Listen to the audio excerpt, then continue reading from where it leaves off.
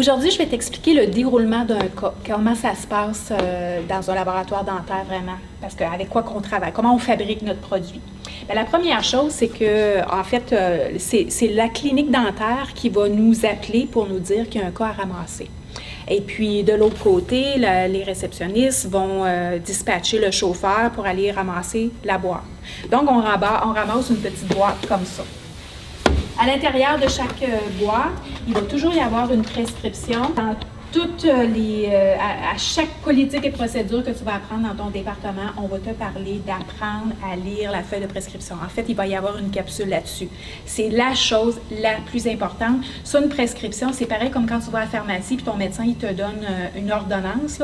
Bien, c'est super important pour le pharmacien de bien remplir l'ordonnance, de te donner la bonne pilule. Bien, nous, c'est super, super important qu'on donne qu'on fabrique le bon produit exactement comment ça a été demandé. Donc, c'est la chose la plus importante, la feuille de laboratoire. On va la répéter tellement souvent.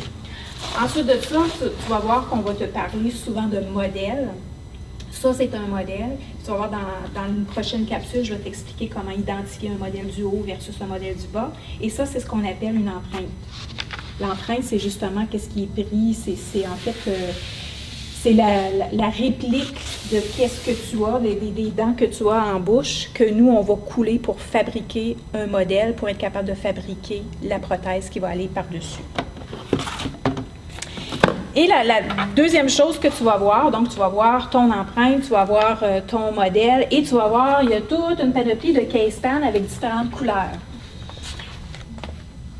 Pourquoi les case pans avec différentes couleurs? Parce que c'était notre façon pour nous de se rappeler facilement quel style de produit qu'on est en train de faire. Tu te souviens, je t'ai expliqué qu'on avait comme 3 différents catégories, si tu veux, les prothèses fixes, les prothèses amovibles, puis l'ortho. Bien, c'est comme ça qu'on va les différencier. Fait qu'ici, c'est l'ortho. Dans l'ortho, tu as comme 2, si tu veux, catégories différentes. On a les plaques occlusales qu'on a en panoplie. On peut recevoir comme une vingtaine de plaques occlusales à fabriquer par jour. On va les mettre dans le bleu. Et les produits, tout le reste des produits orthodontiques, on va les mettre dans les oranges. Fait qu'aussitôt que tu vois un case pan orange ou bien bleu, tu peux te dire tout de suite dans ta tête, c'est de l'ortho. Au niveau des prothèses amovibles, tu vas voir majoritairement des jaunes ou des blancs. Pourquoi on a 2 couleurs ici? C'est parce qu'on a des clients qui viennent de l'extérieur de la région de l'Outaouais. Et c'est très important pour nous qu'on puisse les détecter assez rapidement encore par couleur parce qu'on a besoin d'envoyer les cas 2 jours avant la date requise. Donc, c'est la raison pour laquelle dans le département d'amovibles, tu vas voir des jaunes et tu vas voir des case pans blancs.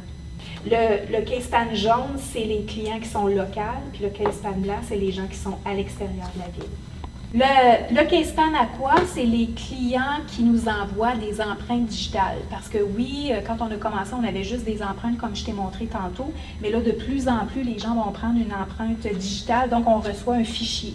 Alors, c'est une façon pour nous de reconnaître que le fichier, on n'a pas d'empreinte comme telle, c'est un fichier qu'on a reçu. Alors, c'est la couleur aqua.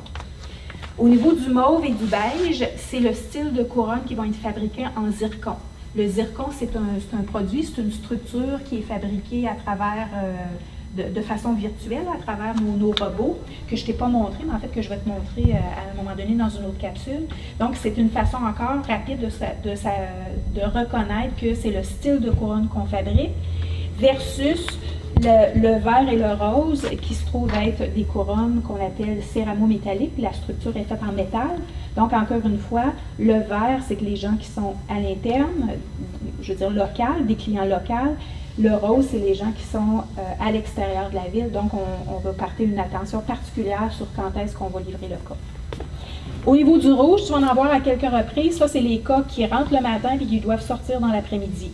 Si on en a quelques-uns par jour, alors quand tu vois ça, c'est parce que ça nous sonne une cloche. Il faut faire bouger ce case pan-là un petit peu plus vite que l'habituel. Donc, en conclusion, c'est sûr et certain là, que tu ne vas pas te souvenir de tout ce que je t'ai dit là, comme ça. Mais juste que tu saches que, tu vas voir, à force de pratiquer, ça a une importance, ça a une raison d'être, ça a une importance. Et peu importe où est-ce que tu vas travailler, tu vas avoir à l'apprendre. Le type de cas qui est mis dans la couleur de CasePan pour le reconnaître facilement. Donc, si tu travailles à l'administration, tu vas avoir à les apprendre parce que tu vas déballer les cas puis tu vas devoir les mettre dans les bonnes couleurs de CasePan. Si tu travailles dans la préparation des modèles, bien, tu vas les reconnaître pour justement les distribuer à la bonne personne parce qu'encore une fois, on travaille en équipe. Alors, tu n'as pas à t'occuper de tous les cas, mais tu vas avoir un certain style de cas que tu vas apprendre au début à t'occuper. Alors, c'est ça que ça sert pour vraiment identifier le cas le plus rapidement possible. Naturellement, la feuille de prescription, ça va être la chose à regarder, s'assurer que tu comprends. Alors, dans la prochaine vidéo, je vais te parler de terminologie, parce que là, peut-être que tu te poses des questions, hein, comment je vais faire pour reconnaître l'empreinte, comment je vais faire pour reconnaître le modèle et tout ça. Je vais tout t'expliquer ça, tu vas voir, c'est facile.